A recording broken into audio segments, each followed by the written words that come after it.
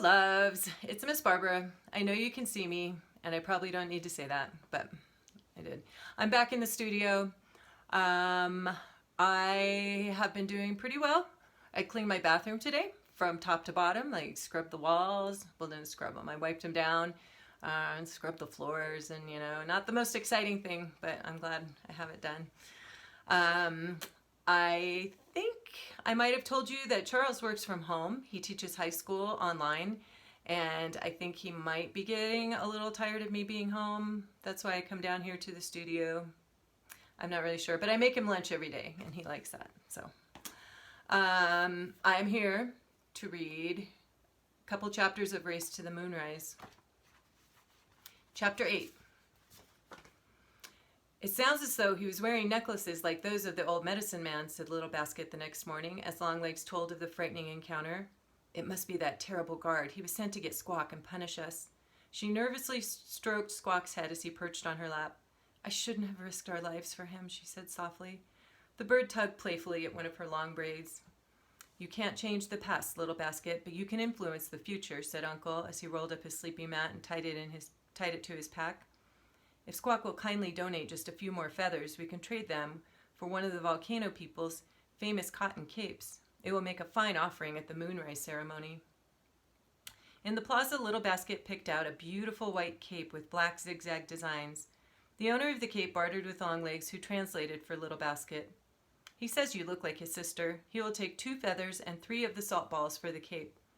Longlegs quickly plucked a scarlet tail feather from the irritated Squawk. I spent many nights in the Kiva wearing this cape, said the young man as he handed it to Little Basket with a smile. His white teeth flashed in his handsome face, but I'd gladly trade it for the salt and the feathers. I belong to the Parrot clan, and tomorrow our entire clan is moving northeast to join our relatives, the Hopis, at Three Mesas. What will you do with the feathers? Asked Longlegs, plucking the second from a very vocal Squawk. We will use them in the Squativa, the ladder dance, said the trader. May we travel with you to the Three Mesas? Asked Longlegs. They are on the route of our journey. We need to hurry on our way. He looked at Little Basket. It would be good to have the company of others, even if just for a short while. Of course you may travel with us. My name is Weaver. The trail to Three Mesas crossed a wide yet shallow river and several dry washes that sliced through the shrub-covered desert. Black rain clouds shrouded the high plateau to the northeast, but it was clear and hot where they were hiking. Longlegs, Little Basket, and Uncle were following the last of the Parrot clan members across the wash when Longlegs noticed a small stream of red-brown water advancing down the arroyo. He heard a low rumble. Suddenly, a frothy brown wall of water came hissing around the corner. A flash flood! Quickly, Longlegs grabbed the arm of the elderly woman in front of him and pulled her to the steep side of the arroyo. Looking back, he saw Little Basket trying to help Uncle off the ground. He stumbled again, he thought, as he slid down the sandy bank. He felt the ground tremble as boulders churned at the head of the floodwater. Run, Little Basket! Shouted Longlegs. I'll help Uncle! He reached the girl and pushed her towards the bank. She scrambled up, then stared frantically back. Go on, Longlegs, said Uncle. I've twisted my ankle. Longlegs flung Uncle's arm over his shoulder and dragged him towards the bank. Grab onto that tree root, said Longlegs. Uncle and Longlegs hoisted themselves up just as the angry water surged by. Large uprooted cottonwood trees thrashed below them in the menacing flood. The little tree jerked and twisted as it bore the weight of the two. Suddenly, the tree they were holding onto loosened in the soft soil. Longlegs gritted his teeth and prayed the flood would pass quickly. It's coming out, cried Uncle. Then, almost as suddenly as it appeared, the flash flood subsided. The small tree ripped out of the bank and sent the two flying into a shallow stream red with mud. Little Basket and the others who were gathered along the rim of the wash burst out in relieved laughter. Uncle and Longlegs dug mud out of their eyes and ears. Little Basket found a stout cottonwood limb for Uncle to use as a walking stick. Thank you, my niece, he said, though I am ashamed to have to use this. A good runner shouldn't have to use a walking stick. As they continued on the trail, the land seemed barren to Longlegs, but soon the stark shape of one of the Three Mesas came into view. Longlegs wondered why the Parrot clan wanted to move there instead of the lush valley where the great natural well was. Weaver seemed to sense his curiosity and said, It seems like bleak country, but the gods have told us to move here. The land of the volcanoes is becoming too crowded, and many people aren't performing the ceremonies correctly. He waved his arm toward the three mesas. It won't be so bad. There are springs there and good clay for our pottery. The tired group of travelers neared three mesas. Most of the villages are at the base of the mesas, said Weaver. Our clan's village is the only one at the top. People streamed out of the small stone village perched on the mesa top and filed down the cliff trail. They helped carry packs and dusty children back up to the village. As the weary parrot clan plodded into the plaza to set up for temporary camp, a tired group was greeted by a very old man. Long bangs framed his leathery face, and he wore a black breechcloth and a white cotton blanket. His brown eyes permanently squinted in the dazzling sunlight. You are not from our people, he said to Longlegs as the boy clambered up the last of the stone steps. But welcome. The old man then turned his kindly face towards Uncle, who was slowly making his way up the trail with his new cane. His pack hung low and his back bent. Kokopelli! The old man cried. He smiled broadly, showing teeth worn down almost to the gums. Weaver explained to Longlegs, Kokopelli, one of our spiritual beings, is said to carry a pack full of seeds and often has a cane. He represents fertility and blesses the villages with new babies and a bountiful harvest. Your uncle looks like him. Purple and black bowls of corn and rabbit stew were brought to the travelers by young women with large loops of hair on either side of their head. They wind their hair over corn husk frames, said Weaver, noticing Longlegs' curious stare. A girl wearing a black cotton dress attached over the right shoulder, exposing her pretty left arm, shyly handed Longlegs a roll of crisp blue peaky bread. Longlegs smiled at the girl. He looked at the thin, flaky food in his hand. It didn't look like any food he'd seen before. How is it made? He asked. The girl stared at the ground as she spoke softly. The dried blue corn kernels are ground into powder and mixed with juniper ashes and water. Then on a flat stone we spread it out so thinly that you can see through it. A fire burns under the stone and we turn the thin bread quickly. When it's done, we roll it up like this one. Only when she finished talking did she timidly glance up at Longlegs. Her smile made him blush. When the girl left, Weaver said, her hair whorls indicate she's not married. He jabbed Longlegs playfully in the ribs. Resting nearby, Uncle caught Longlegs' eye and smiled at the boy's embarrassment.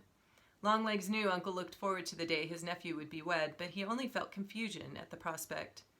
He looked over at Little Basket to see if she had witnessed the conversation with the Hopi girl. She was intently watching a chubby little boy playing near a 500-foot precipice. Hoyo, that little one is so close to the cliff, said Little Basket, pointing to the child. Uncle, with Squawk perched on his head, showed no concern. He said, children born on the mesa top have no fear of heights. Squawk pecked at the beads woven into Uncle's braids. I've rarely heard of a child falling off a cliff. Toward evening, Weaver showed Longlegs and Little Basket where the ladder dance was to be held. It would take place over on another mesa. They walked out onto the narrow finger of the ridge. Several men were singing as they erected 4 spruce trees on the narrow ledge, securing the trunks in round holes chipped deep into the rock.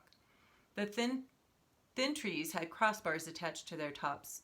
2 of the trees had buckskin ropes wound from the crossbars to the tree bases. Weaver tried to explain the upcoming event. 2 men climb up each tree. When they get to the top, they bend the trees far out over the cliff. When the tree poles stop swaying, the pole flyers leap from one tree to the other, swapping places in midair. While all this is occurring, 2 other pole flyers grab the ends of the ropes wound around the 2 other trees.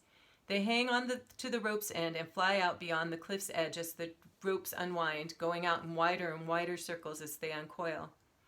Longlegs was impressed but confused at the description of the ladder dance. Weaver continued, We offer the living trees to bring rain to our crops, he said. His handsome face became serious. If a flyer isn't extremely careful, he can be dashed to pieces on the rocks below. Longlegs asked, Do you know any of the pole flyers? Weaver glanced at him quickly, then gazed out over the cliff. He said, Messengers came to our old village a moon ago. I have been chosen to be one of the honored flyers. Longlegs looked at him in awe. Both Little Basket and Uncle needed rest, so the trio of planners planned to stay a day at 3 mesas.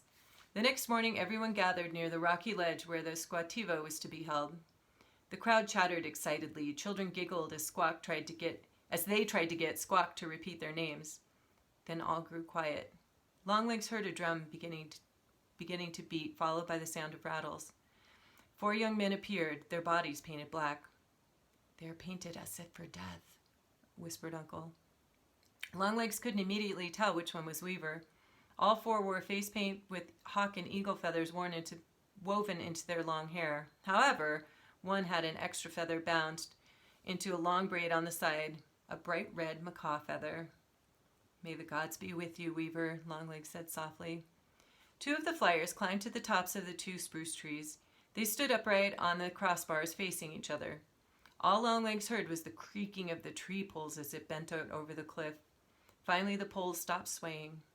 Both young men then leaped from their crossbars. They passed each other in midair and grabbed the other's crossbars. The trees bent far over into the precipice and then swung back. At the same time, Weaver and the 4th young man ran to the tree poles to which the ropes were tied. Grabbing the rope's end, the 2 swung out over the valley floor. As the ropes unwound from the poles, Longlegs thought, "Weaver flies like an eagle." The thin trees bent and creaked. Each time Weaver flew out over the edge, Longlegs thought his pole would snap. It seemed like a long time before the ropes unwound completely. Finally, Weaver and the other flyers reached the ground. From behind a rock, 4 figures with globs of mud in their ears, eyes, and mouths appeared. "The Mudheads!" cried the delighted Hopi children. "Mudheads!" screeched Squawk, perched on Little Basket's shoulder. The Mudheads playfully grabbed the flyers and dragged them back to the poles. They gestured that they would show the flyers how to perform the ladder dance. 2 climbed clumsily up the pole, slipping as they went. The other 2 grabbed the unwound ropes, tangling themselves completely and nearly falling off the cliff. Longlegs laughed with the rest of the crowd. Weaver and the other flyers had done well. The crops on 3 mesas would surely have rain this summer. Okay, chapter 9 is pretty short, so I'm going to read chapter 9 too. "I attended a meeting in the underground kiva last night with the Parrot clan," said Uncle to Longlegs and Little Basket as they loaded their packs in the plaza. "My nephew, on this trip you have proven to be a brave and thoughtful young man. My legs need rest. The town elders don't want you and your sister to travel alone, but unfortunately everyone from this village must stay and work the fields, and I must rest. You will have to take Little Basket to the Moonrise yourself." Little Basket's eyes filled with tears. "We can't leave you here," she said, running to him. "Little Basket, do not fear for me," said Uncle gently. "The Parrot clan has offered me their hospitality. I can help quarry stones for the new houses they must build. My hands and arms are still strong, but my legs are not. You and your brother must continue your journey without me." Uncle escorted his niece and nephew to the trail down the mesa. Pulling Longlegs aside, he said, "The men in the kiva described a trader from the south who passed through here last year. Few traders from our area come this far north. This man sounds a lot like your dear father, my sister's husband." "Where was he headed?" Longlegs asked anxiously. "He mentioned something about wanting to go east to see the great ceremonial center that is now mostly abandoned. He wondered if anyone remained there who might have fine turquoise to trade." "We could go there on our way to the Moonrise, couldn't we?" asked Longlegs. "Of course. You must do everything you can to find your father. It's one of the shortest routes as well, but hurry on your way. You must travel far each day. Follow the main trail east." He looked at Little Basket standing at the mesa's rim and watching them with sad eyes. "Be sure to sleep well off the trail and make Squawk ride backwards to let you know if you're being followed." "Will we see you again?" sobbed Little Basket as she clung to Uncle at the trailhead. "When my legs are rested, I will make the long journey home. I hope to see you there by next fall." Longlegs held Little Basket's hand as they picked their way down the rocky trail off the mesa. When they reached the base of the mesa, he looked back. Uncle's wiry frame shone in the light of the morning sun. He was hunched over with his cane, watching them go. "Goodbye, Kokopelli," choked Longlegs. As the trail leveled off, they broke into a trot.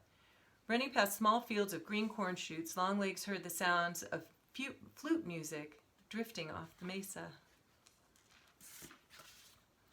And that's the end of chapter 9. So until next time, I'm sending you lots and lots of love, and I wish you well.